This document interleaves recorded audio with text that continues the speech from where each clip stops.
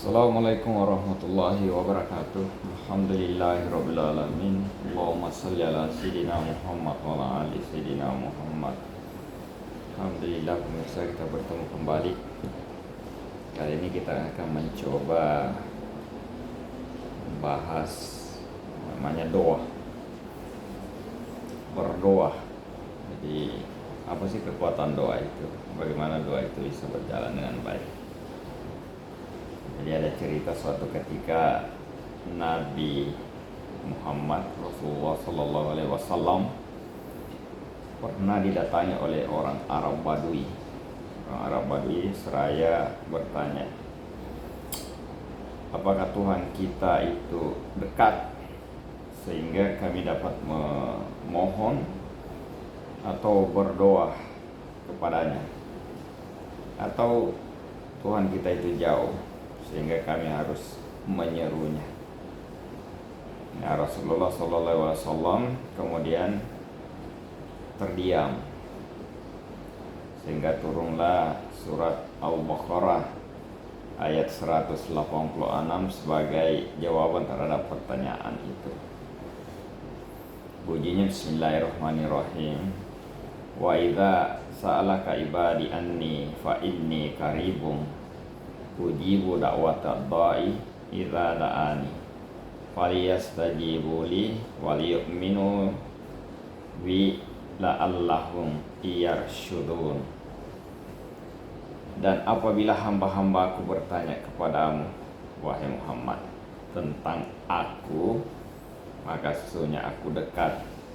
Aku kabulkan permohonan orang yang berdoa apabila dia berdoa kepadaku. Hendaklah mereka itu memenuhi perintahku dan beriman kepadaku agar mereka memperoleh kebenaran. Ini dalam surat Quran Al-Baqarah surat kedua ayat 186. Jadi dia akan diterima doanya dengan syarat dia harus menjalankan dulu perintah Allah SWT. Secara khusus ayat Al-Quran banyak yang menggunakan kata atau kalimat yang apabila diterjemahkan ke dalam bahasa Indonesia berarti doa, meskipun memiliki kesamaan makna. Terdapat pengertian yang berbeda dari setiap kata atau kalimat tersebut. Jadi secara istilah terminologi doa itu kan merajuk pada Al-Quran dan hadis. Para ulama yang mengemukakan pendapat tentang definisi doa. Ada beberapa pengertian yang diberikan dalam Al-Quran. Yang pertama, doa itu sebagai ibadah. Wala tada'u min dunillahi ma la yanfa'uka wala yadurruka fa in fa'alta fa innaka idza minal zalimin. Dan janganlah engkau menyembah sesuatu yang tidak memberi manfaat dan tidak pula memberi bencana kepadamu selain Allah. Sebab jika engkau lakukan yang demikian, maka sesungguhnya engkau termasuk orang-orang yang zalim. Ini dalam Quran surat Yunus surat ke-10 ayat 106. Jadi maksud kata berdoa tad'u di atas adalah beribadah atau menyembah. Maksudnya adalah jangan menyembah selain dari Allah SWT. Yakni sesuatu yang tidak memberikan manfaat dan tidak pula mendatangkan mudarat kepadamu. Jadi kalau tidak memberikan apa-apa, kenapa harus berdoa? Jadi berdoa kita hanya kepada Allah SWT. Kemudian yang kedua, pengertian kedua, doa dalam pengertian permintaan atau permohonan. Wa qala rabbukum ud'uni astajib lakum innal ladzina yastakbiruna an ibadati sayadkhulu jahannam dakhirin. Dan Tuhanmu berfirman, berdoalah kepadaku, niscaya akan aku perkenankan bagimu. Jadi ada perkenankan bagimu. Sesungguhnya orang-orang yang sombong tidak mau menyembahku akan masuk neraka jahanam dalam keadaan hina dina. Itu dalam Quran surat Al-Mu'min, surat ke-10 ayat 60. Jadi dia pengertiannya permintaan atau permohonan doa. Kemudian pengertian yang ketiga adalah doa dalam pengertian istighasah, memohon bantuan dan pertolongan. Sama sebenarnya dari yang kedua tadi. Wa in kuntum fi raibin mimma nasalna ala abdina fa'tu bi suratin min misli wada'u syuhada'akum min dunillahi in kuntum shadiqin.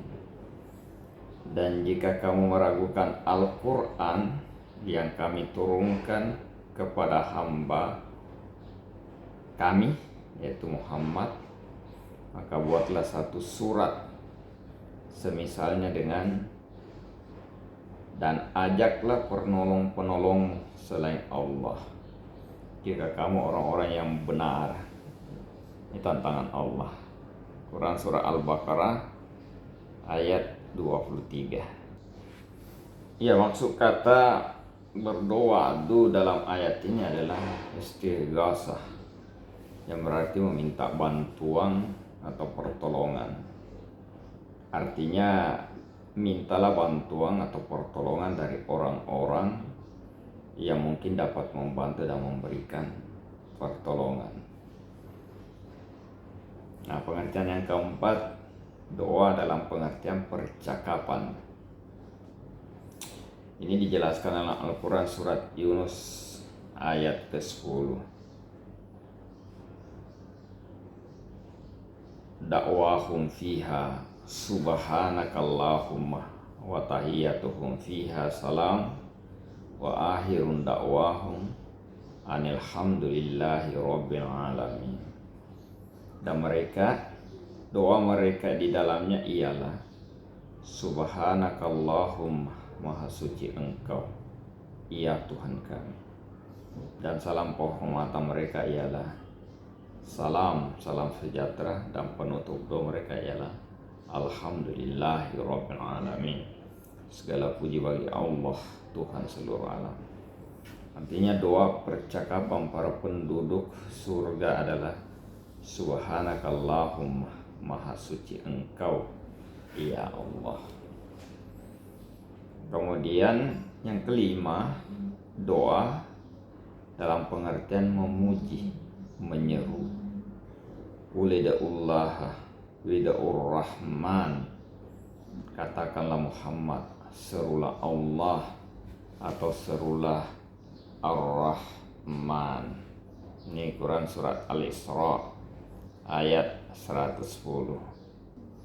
Ya, maksud kata doa ulidu'u dalam ayat ini adalah memuji, yaitu pujilah oleh Muhammad akan Allah, atau pujilah olehmu Muhammad akan Ar-Rahman. Baik, jelas dengan demikian doa adalah ucapan permohonan dan pujian kepada Allah SWT, tentu dengan adab dan tata cara tertentu, disertai dengan kerendahan hati untuk mendapatkan kemaslahatan dan kebaikan yang ada di sisinya. Dengan kata lain, doa itu adalah suatu perbuatan yang melahirkan kehinaan dan kerendahan diri, serta menyatakan kehajatan, kebutuhan, dan ketundukan kita kepada Allah Subhanahu wa ta'ala. Sebab memang sejatinya hakikat doa adalah penghambaan kepadanya. Ya, kenapa ini doa penting? Ya, karena dalam satu riwayat Ibnu Majah Jelaskan firman Allah SWT surah Al-Mu'min ayat 60 dikuatkan dengan pernyataan Rasulullah SAW itu di hadis Ibnu Majah bahwa Allah SWT itu sangat murka pada orang yang tidak mau berdoa kepadanya. Kenapa? Ya karena mungkin merasa lebih, mungkin ada merasa yang dia pertuangkan sehingga dia tidak mau minta. Dia merasa mampu untuk segalanya, sehingga tentu seolah-olah menimbulkan kesombongan pada dirinya. Sehingga doa itu adalah sekali lagi ini bentuk kerendahan kita, penghambaan kita kepada Allah SWT. Ya, lalu bagaimana kekuatan doa itu sebenarnya? Jadi doa adalah senjata tentu bagi orang yang beriman.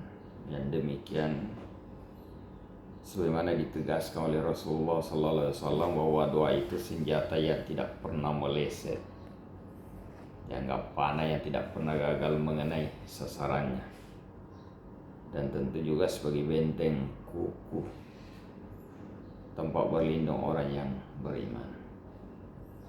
Jika Anda sedang dirundung masalah, ya gunakan senjata ampuh yang Anda miliki. Senjata itu adalah doa, karena doa mempunyai kekuatan untuk mengubah segalanya.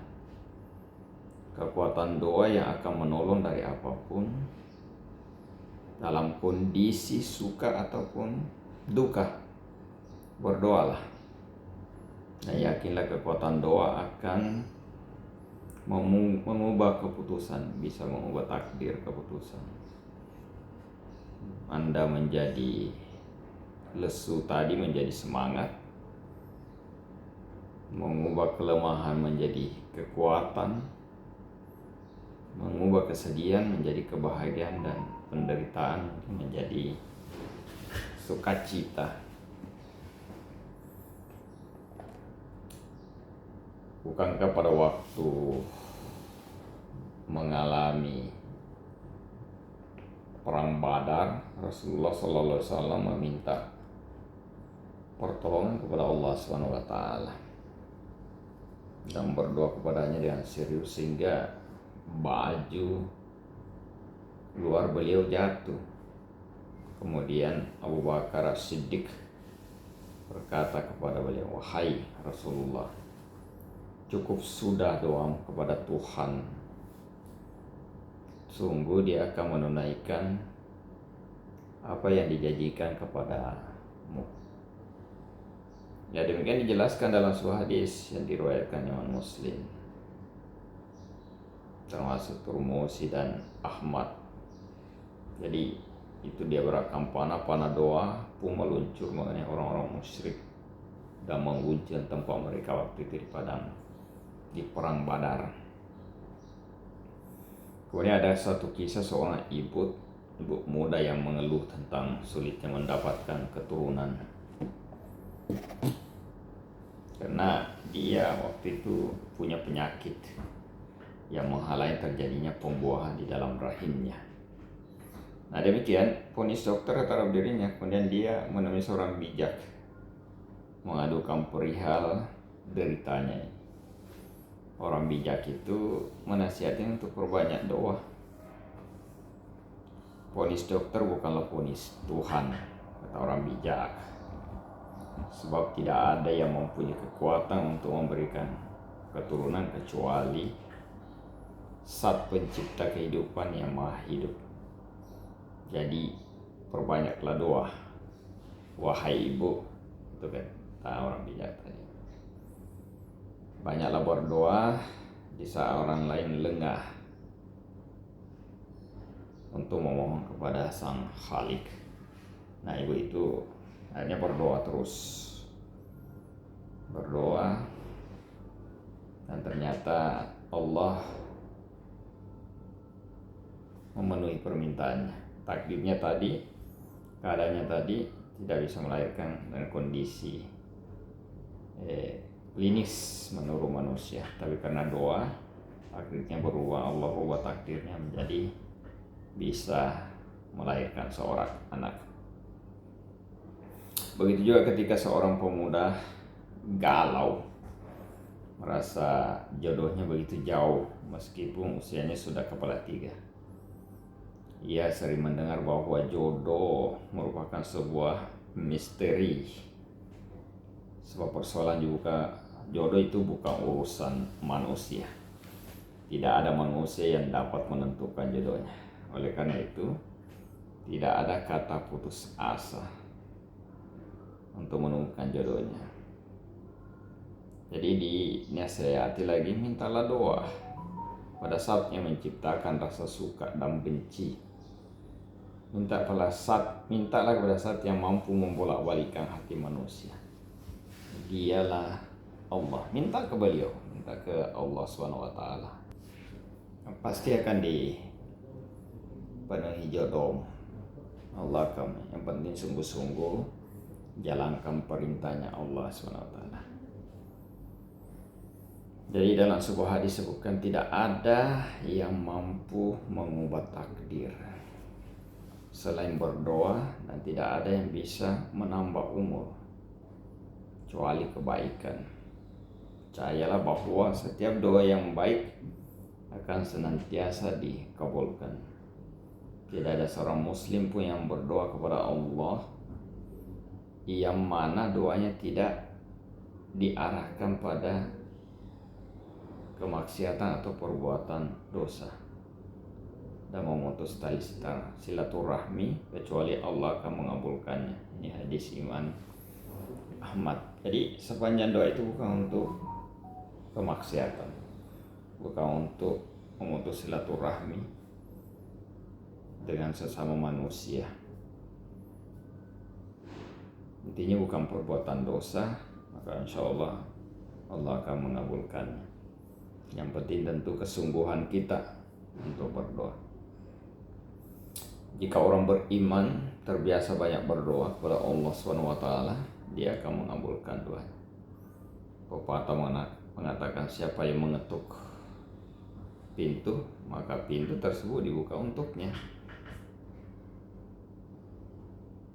Yahya bin Mu'adz rahimahullah berkata, siapa yang hatinya dibuat Allah SWT konsentrasi saat berdoa, niscaya Allah tidak akan menolak semua permintaannya. Jadi doa itu penyebab datangnya kebaikan, kemenangan, kemudian munculnya solusi, petunjuk, dan kelancaran seluruh aktivitas kita. Sehingga jangan malas, jangan ragu, jangan sombong, merasa diri hebat. Tetaplah berdoa apapun posisi Anda. Minimal minta perlindungan, minta petunjuk, minta dijauhkan dari bala, minta dijauhkan dari maksiat. Gunakanlah kekuatan doa untuk menghadapi problema hidup. Jangan enggan untuk berdoa di waktu senang, hingga Anda dikatakan orang yang bersyukur. Begitu juga berdoa di waktu susah, sehingga Anda dikategorikan orang yang penyabar. Jadi ketika kita senang, tadi limpahi harta mungkin, kesehatan, berdoa sebagai tanda syukur kepada Allah, rasa terima kasih kepada Allah. Kemudian di waktu kita susah tetap berdoa, supaya kita dikategorikan sebagai orang yang sabar. Karena orang sabar itu tentu tempatnya di sisi Allah SWT. Demikian pemirsa, kekuatan doa dan apa itu doa, walaupun sederhana, mudah-mudahan bisa memberikan sedikit spirit, kekuatan kepada kita untuk senantiasa menghambakan diri kepada Allah SWT, senantiasa berdoa dan menempatkan diri kita bahwa kita bukan siapa-siapa di hadapan Allah SWT. Assalamualaikum warahmatullahi wabarakatuh.